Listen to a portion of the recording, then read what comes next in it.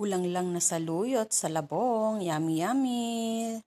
Hello guys! Ayan po sa aking isang palayok na may kumukulong tubig. Nilagyan ko ng sibuyas at ang aking labong na nilaga ko na po siya, malambot na. Ayan po.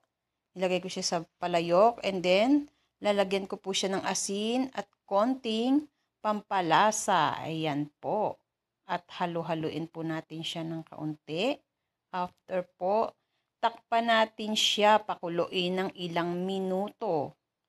After po ng ilang minuto, ayan, ilalagay naman po natin yung meron po akong natira kasi dito na button mushroom. So, isama na natin siya para mas masarap. And then, ang ating saluyot. Saluyot na napakasarap. Ayan. Yummy, yummy!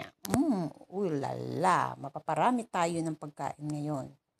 Then, press po natin siya para sumama siya dun sa ating sabaw at nang hindi mukhang maraming tingnan. So, ayan, malalanta na siya dyan. And then, yan, ilalagay ko po ang ating malunggay. Mas masustansyang pagkain. Kailangan natin yan, guys. Ayan.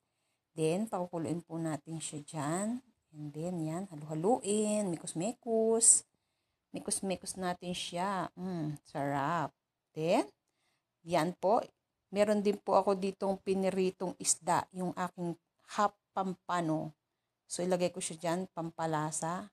Ayan, ang ating diningding o inabraw na saluyot na mayroong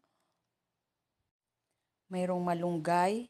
Meron tayong kasamang labong. Ayan, ang sarap-sarap kainan na guys. Thank you for watching guys. God bless us all. Ingat po ang lahat.